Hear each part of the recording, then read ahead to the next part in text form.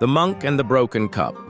There was a temple nestled in a valley of ancient pines, where mist curled around stones, and the wind whispered like an old friend.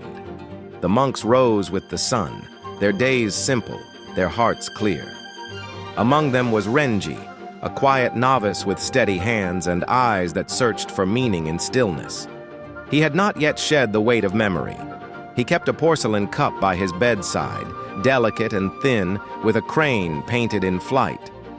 It had belonged to Master Yugen, who had passed on one autumn morning with only a smile and a final sip of tea. In their final days together, Master Yugen would pour tea for Renji and speak of impermanence, of the way mountains erode and blossoms fall. Yet nothing is ever truly lost. Renji cherished the cup like a relic, not for its beauty, but because it held silence, the kind that only comes from someone who once listened without judgment. Morning came as always. The bell sang across the stones, and the monks moved like water in a stream. Renji walked the path to the forest's edge, cup in hand, as the sun broke through branches. He knelt at the stream's edge, the water cold, the stones smooth.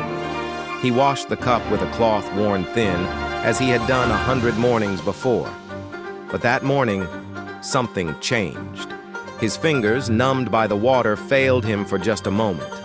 The cup slipped, struck a stone, and shattered into bright, sudden silence. Time paused. Renji's breath caught in his chest. He stared, as if willing the pieces to mend. Footsteps on dry leaves. Master Koji arrived, silent as shadow. He didn't speak at first, simply knelt beside the boy and the ruin. The cup is gone, but not what it meant. It reminded me of him, of peace. Do you need the cup to remember peace? A memory surfaced. Yugen smiling, pouring tea, saying, "Let the tea be enough."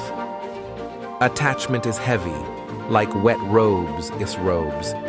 You can walk in them, but the longer you carry them, the colder you become. Renji gathered the shards slowly, not with despair, but respect. He wrapped them in linen like a body returned to earth. Under the pine where they once sat, he dug a shallow grave for the cup and placed it gently inside. Renji, soft prayer. Thank you for being here and for letting go. Dusk painted the sky in brushstrokes of gold. Renji brewed tea once more, this time in a plain clay cup. He sat under the same pine and drank slowly, without longing. His hands were steady, his breath even. Peace had not returned. It had never left. Steam drifted into the air, mingling with falling leaves. In letting go of the form, Renji embraced what was always formless. Some things, when broken, do not vanish. They return, not as they were, but as what they always meant to be. In every loss, a lesson. In every crack, light.